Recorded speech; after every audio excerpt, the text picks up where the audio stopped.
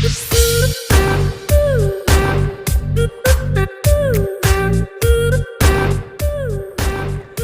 everybody, how are you? I hope all are fine and healthy. मैं Pintu sir English faculty आप सभी बच्चों का success academy official YouTube channel पर फिर से हार्दिक स्वागत करता हूं और आपके उज्जवल भविष्य की कामना करता हूं। तो जैसा कि बच्चों आपने पिछले क्लास में now the leaves are falling fast का लेक्चर 1 और लेक्चर 2 अच्छे तरीके से पढ़ लिया। तो लेक्चर 1-2 के अनुसार आपको सारा word meaning, introduction of the poet, ये सारी जानकारी आपको अच्छी तरीके से दे दी गई, जिसमें से आपने कल खास एक पॉइंट पढ़ा होगा कि डब्ल्यू.एच. ऑर्डन का जो जीवन का काल था वो दो अलग अलग फेज में, मतलब फेज PHAC, फेज मतलब होता है अवस्था, तो दो अलग अलग फेज में बटा हुआ था, जिसमें से एक फेज का नाम था आपका ब्रिटिश फेज और दूसरा था आपका अमेरिकन फेज। ये सारी जानकारी आपको पिछले लेक्चर में दे दी गई थी।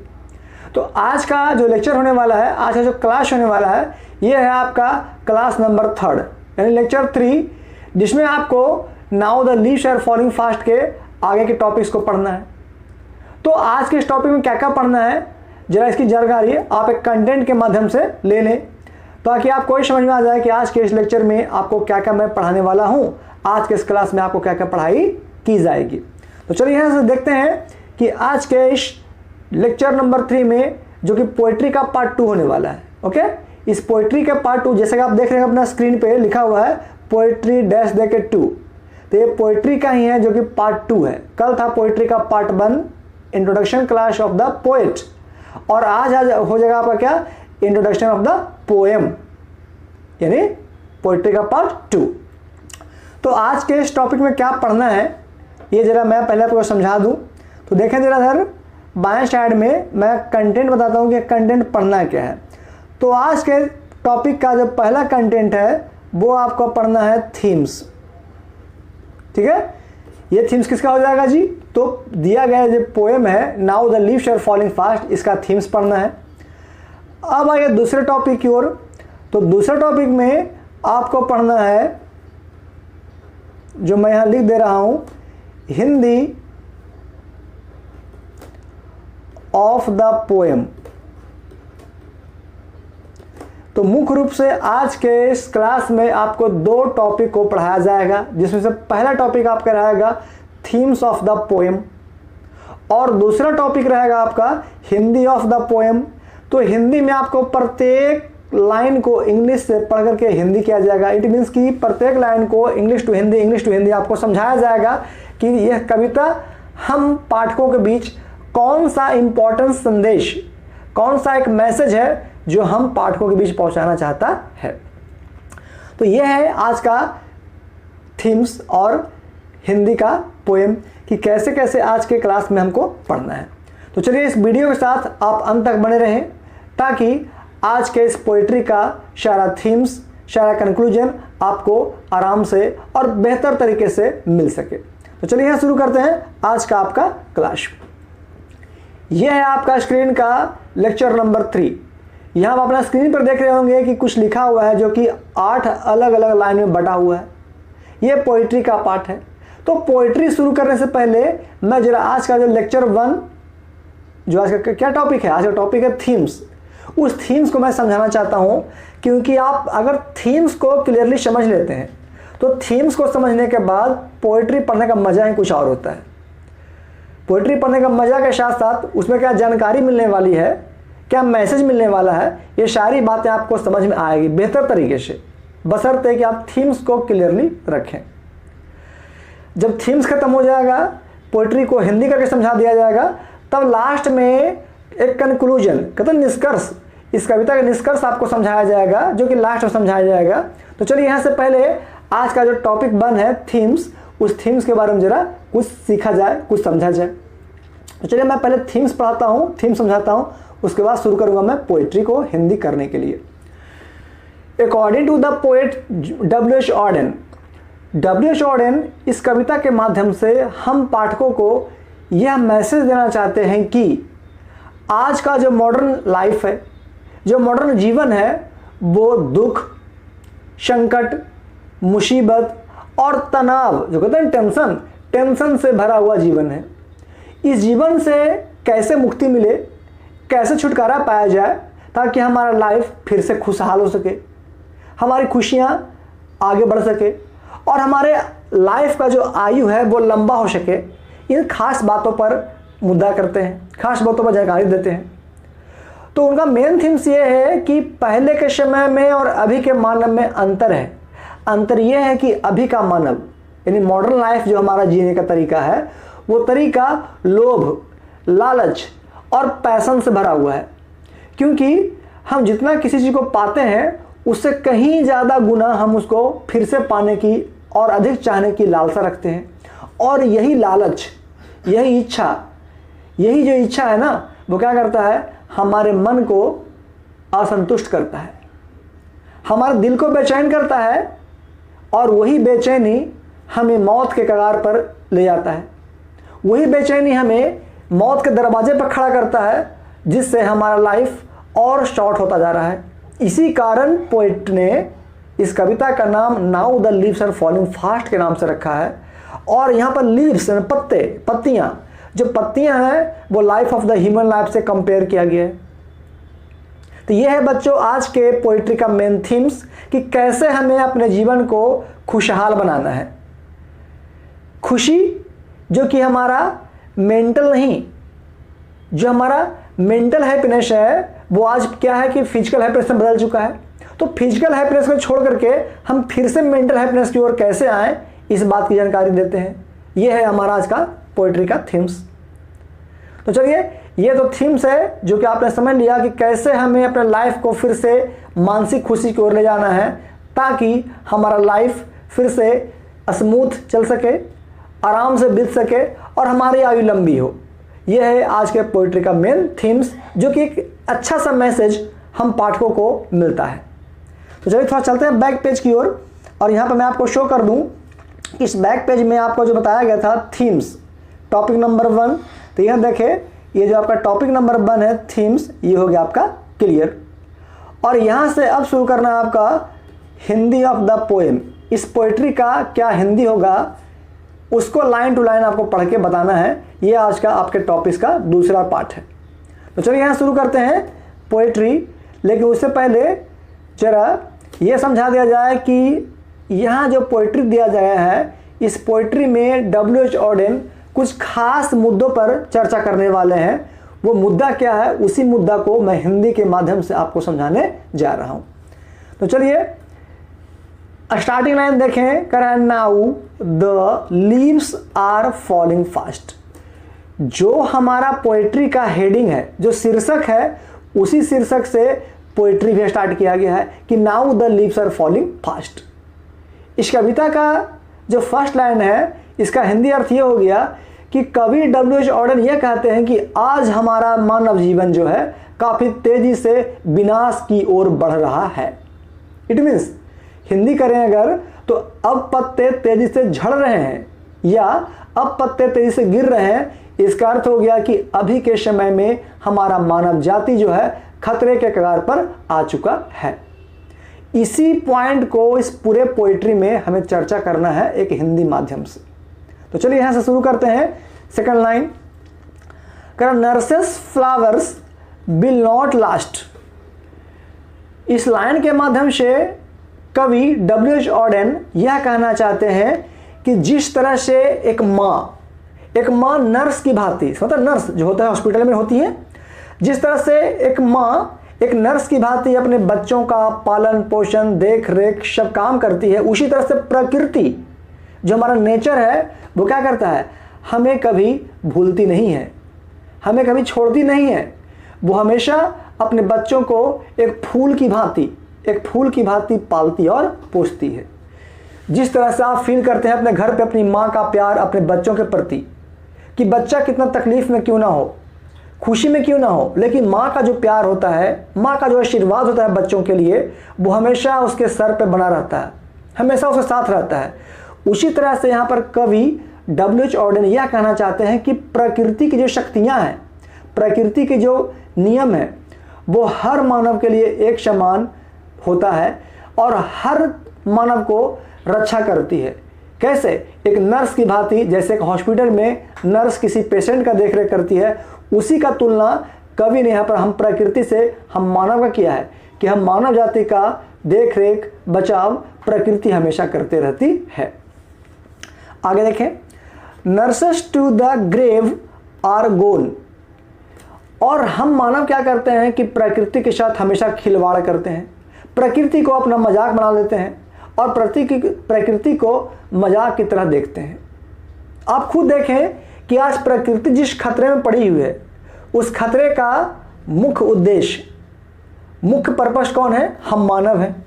हम मानव के कुकर्मों के द्वारा ही प्रकृति आज विनाश की ओर जा रही है, और वही विनाश कहीं ना कहीं घुमा फिरा करके हम मानव जाति को ही बर्बाद करने में पड़ा हुआ है।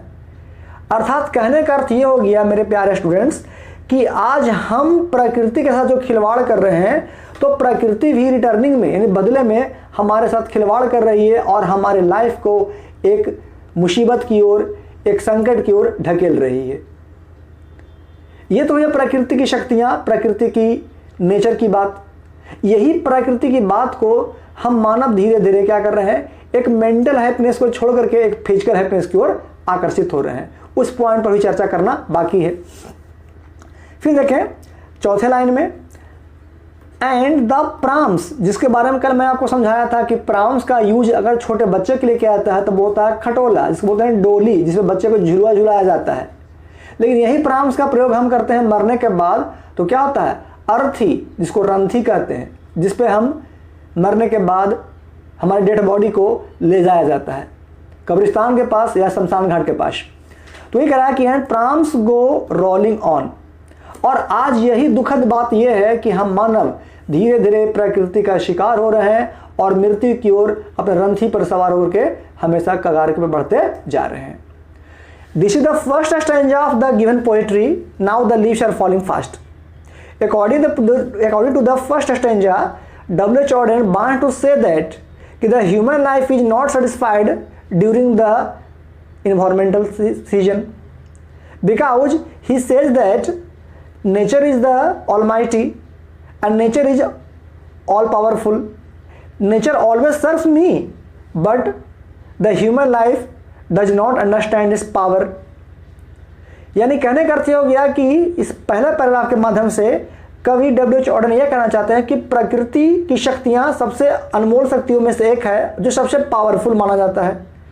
फिर भी हम मानव अपने भौतिक खुशी के लिए, भौतिक सुख के लिए प्रकृति के साथ खिलवाड़ करते हैं और प्रकृति को मजाक बनाते हैं, और वही प्रकृति गुस्सा होकर के बदले में हम मानव को मृत्यु के कगार की ओर ले जाता है, जो कि एक अर्थी पे सवार होकर के, एक रंथी पे सवार होकर के कहाँ, मृत्यु के द्वार की ओर यात्रा करते हैं।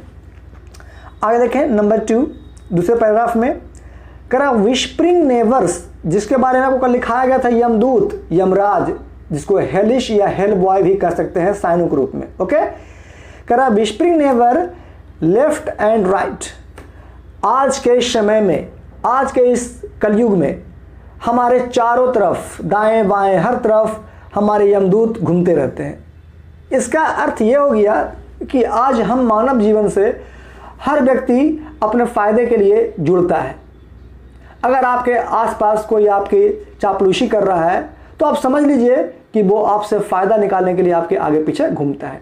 उसी पॉइंट को यहाँ पर कहते हैं कि प्रकृति की शक्तियों में जो यमराज है, एक ऐसी शक्ति है जो आज मानव जाति को मारने के लिए, उसका नरसंहार करने के लिए हमेशा लेफ्ट राइट दाएं बाएं घूमते रहती है। आगे, प्लक अश फ्रॉम द रियल डिलाइट।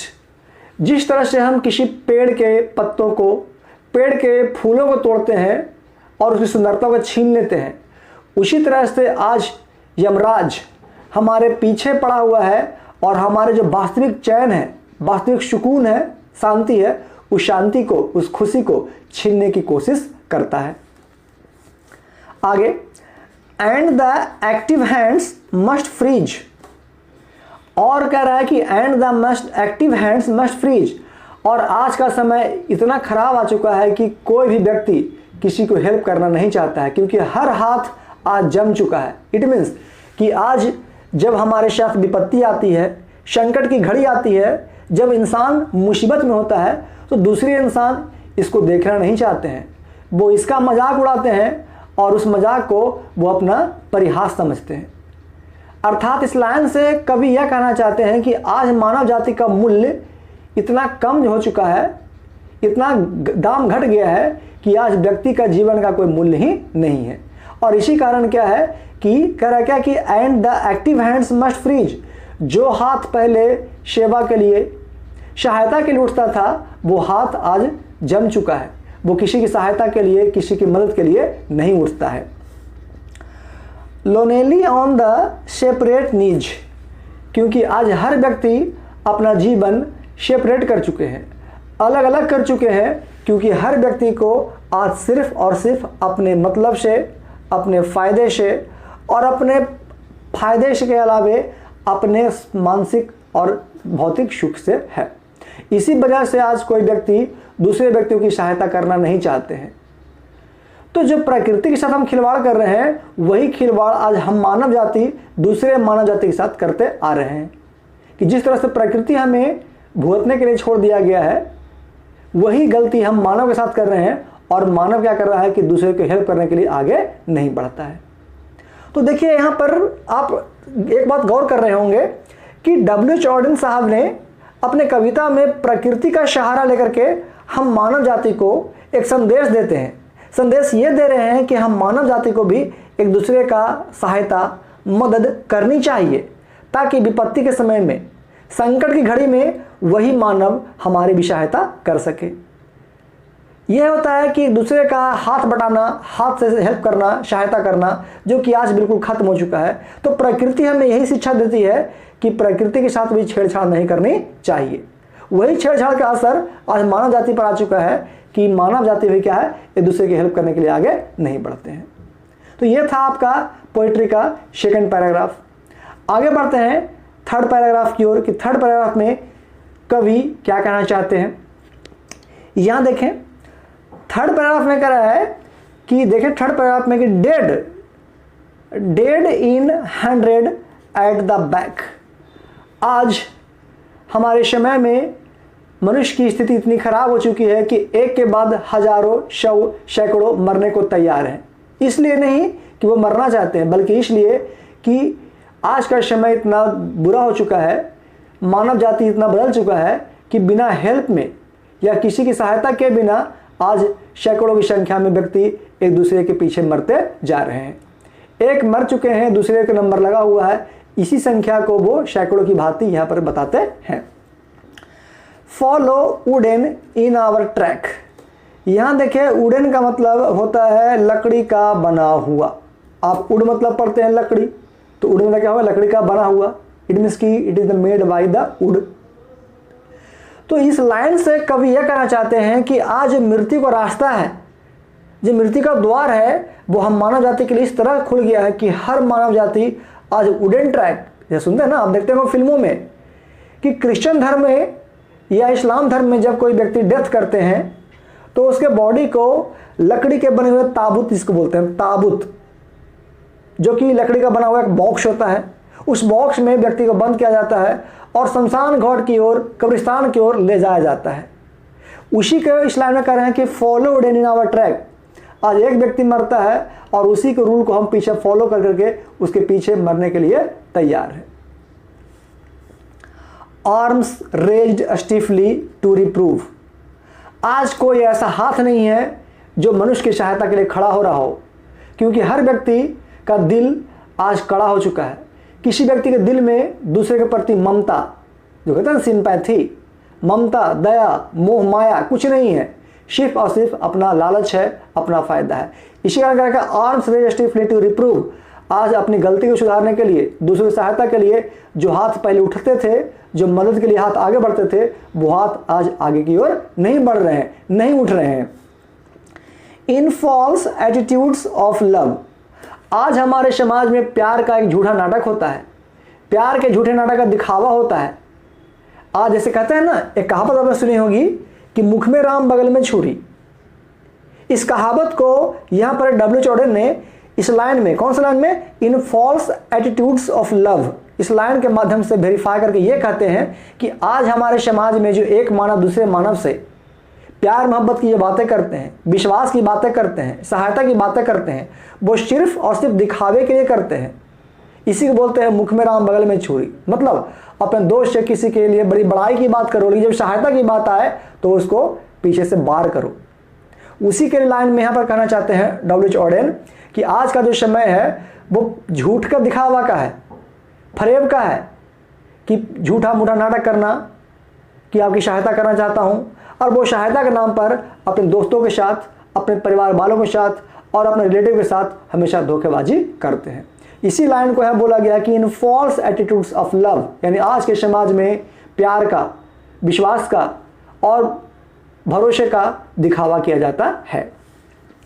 अब आइए पैराग्राफ नेक्स्ट चौथा में, starving through the leafless would. जिस तरह से आज हम जंगल में प्रकृति के साथ खिलवाड़ करते हैं, प्रकृति में मौजूद सभी पेड़ पौधों को, टहनियों को काट देते हैं, तो आप जरा इमेजिन कीजिए उस पेड़ पर, जो पेड़ की सारी शाखाओं को, सारे पत्तियों को काट दिया जाए तो पेड़ कैसा दिखेगा, उस पेड़ के साथ क्या बीतेगा।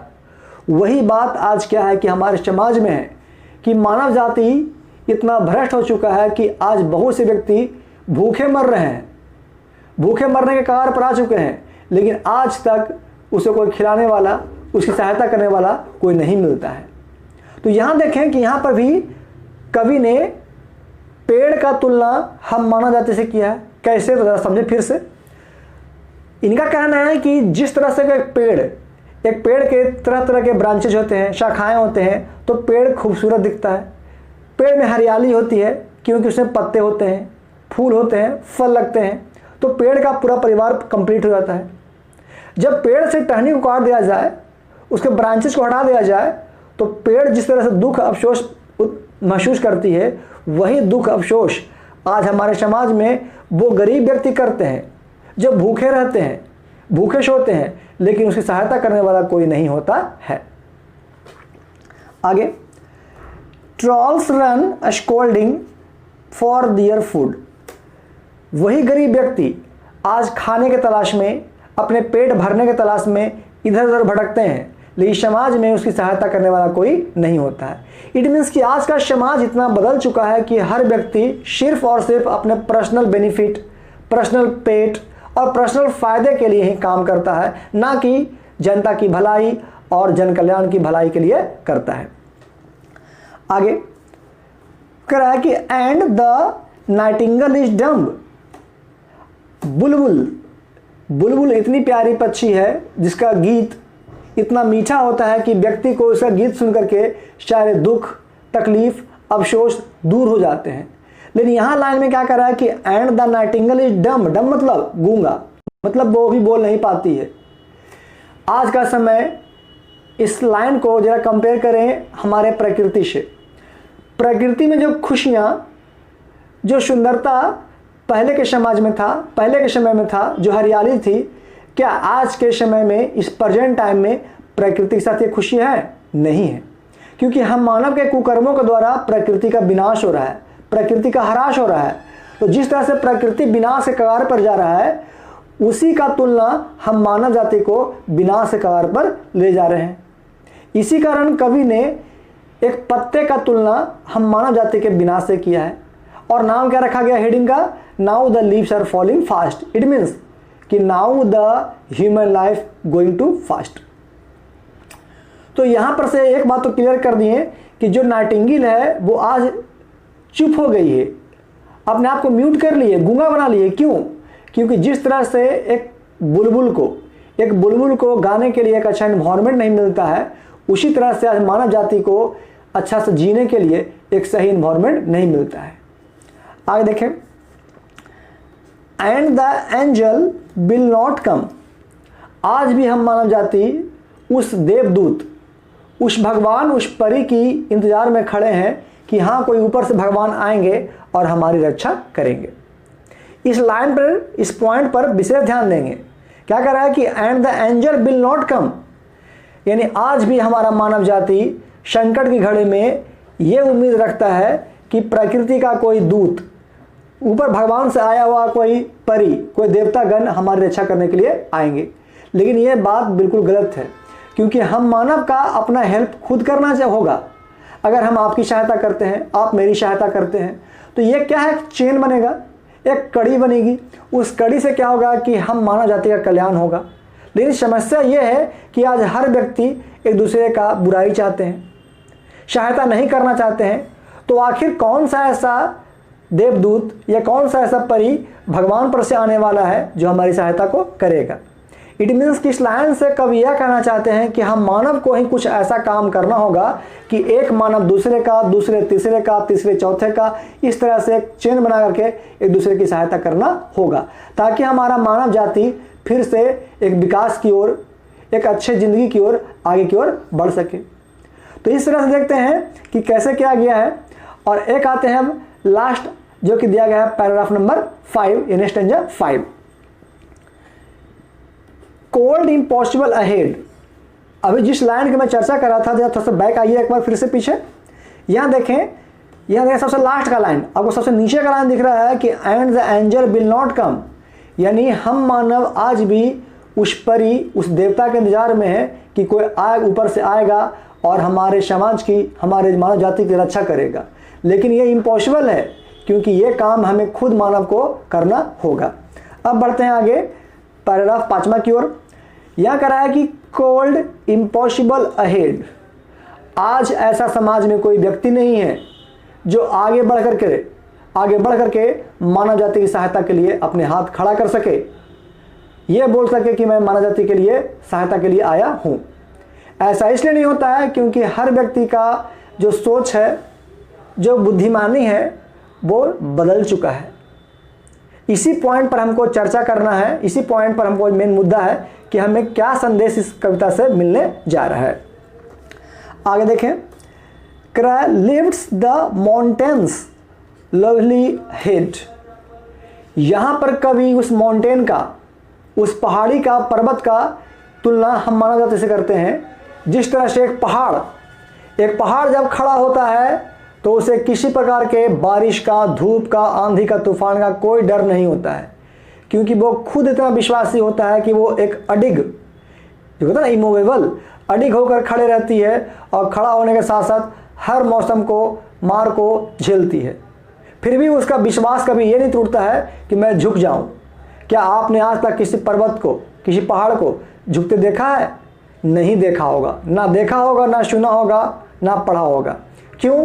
क्योंकि पर्वत अपने आप में इतना विशाल काय चीज़ है, उसकी शक्ति इतनी विशाल होती है कि वो कभी झुकना नहीं सीखती है। अर्थात इस लाइन के माध्यम से कवि हम लोगों को यह संदेश देना चाहते हैं कि हम मानव जाति को भी उस पहाड़ की भांति, उस पर्वत की भांति बनना चाहिए जो कभी झुकना नहीं सीखा हो, मुसीबत में खड़े रहना सीखा हो और हर मुसीबत में खड़ा रह करके उसे झेलने की ताकत भी सीखा हो। यही होता है पर्वत का तुलना एक मानव जाति के जीवन से। आगे देखें, फिर कह रहा है कि हुज वाइट वाटरफॉल कुड ब्लेश। इस लाइन से भी हम मानव जाति को एक बहुत इंपॉर्टेंट सीख मिलती है, एक शिक्षा मिलती है। वो शिक्षा क्या है समझे। व्हाइट वाटरफॉल यानी उजला झरना। झरना का यहाँ पर अर्थ यह हो गया कि जब कोई झरना किसी पर्वत के ऊंचाई से नीचे गिरती है तो काफ़ी ऊंचाई से नीचे गिरने के बाद उसे चोट नहीं लगती, वो बिखरती नहीं है, टूटती नहीं है। अर्थात वही सोच हम मानव जाति को बनाना चाहिए कि हमारे पास कितना संकट की घड़ी क्यों ना आ जाए, मुसीबत में क्यों ना हो, अपने बुद्धिमानी को, अपने हिम्मत को और अपने किस्मत को हमेशा एक साथ बना करके कंबाइन करना, जोड़ना भी विश्वास रखना चाहिए।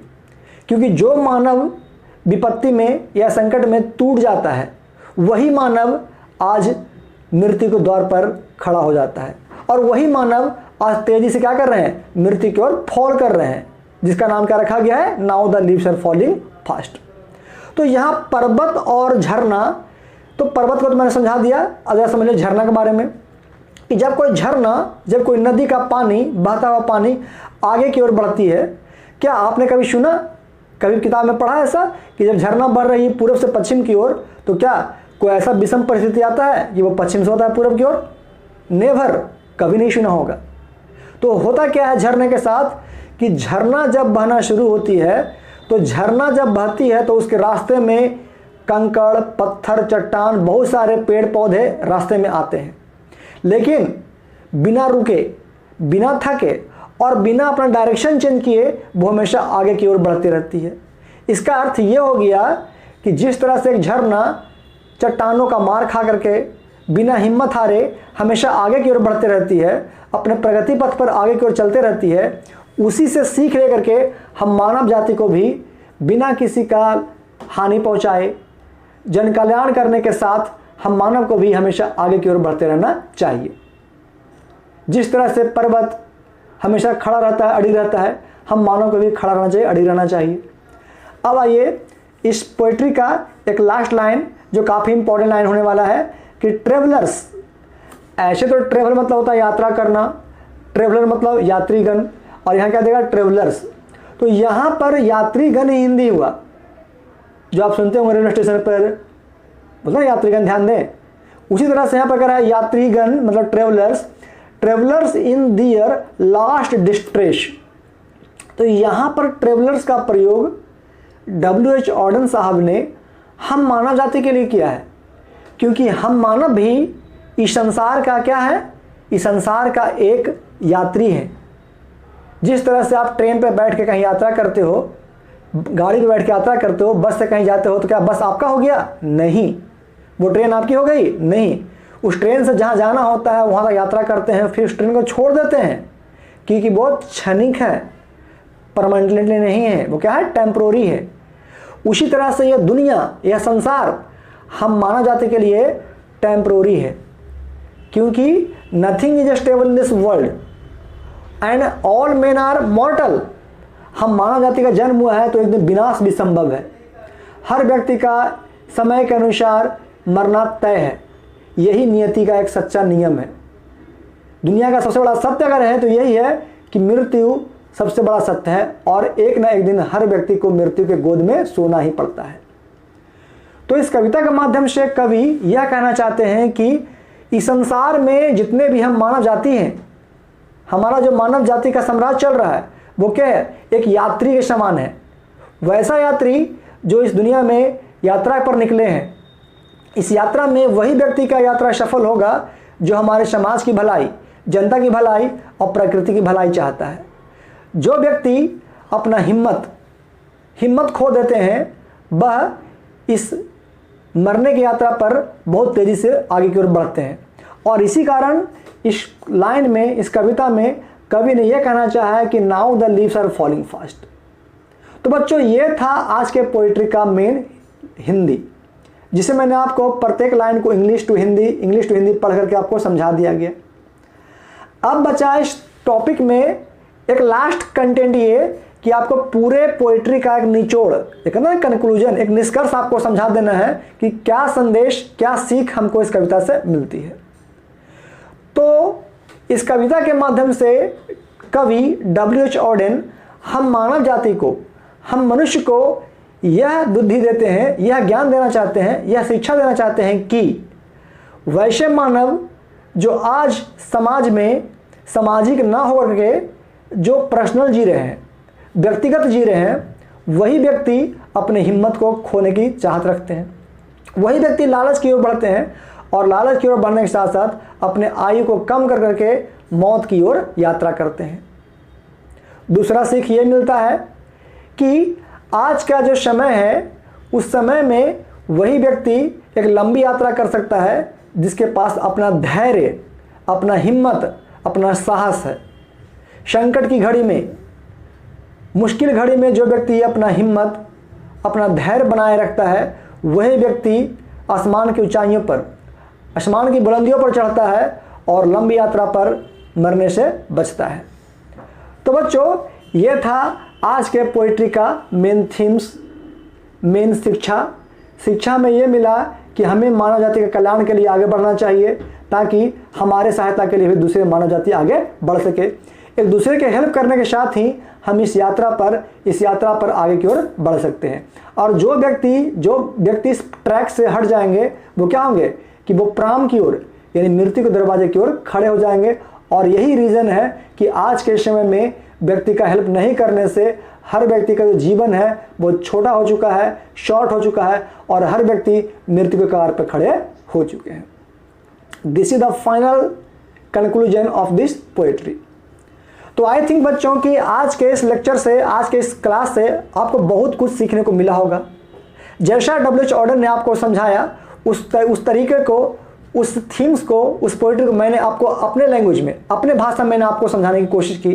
तो आई होप आप सभी बच्चों ने इस पोएट्री को काफ़ी एंजॉय किया होगा। तो इस पोएट्री के एंजॉय के साथ आप ये देखे होंगे कि कैसे इस कविता में कवि ने हम मानव जाति को एक अच्छा संदेश दिया है कि प्रकृति के साथ खिलवाड़ ना करे और मानव जाति का जन कल्याण करे। तो बच्चों, ये था आज का पोएट्री का मेन थीम्स। कल के क्लास में आपको कुछ खास इंपॉर्टेंट ऑब्जेक्टिव क्वेश्चन होना है, तो कल के क्लास के लिए आप रेडी रहें। लेकिन उससे पहले आज के इस क्लास के सारे थीम्स को, इस पोएट्री के हिंदी को आप कंप्लीट कर लें। तो चलिए बच्चों, आज का क्लास बस इतना ही। अगर आज का वीडियो अच्छा लगा होगा तो जरा इसे लाइक कर देंगे, शेयर कर देंगे और अपने दोस्तों को भी पढ़ने के लिए मोटिवेट करें, ताकि उनको भी इस YouTube चैनल से, सक्सेस एकेडमी YouTube चैनल से तरह तरह की पढ़ाई का मौका मिल सके। चलिए, जब तक के लिए that's all, thank you and good bye.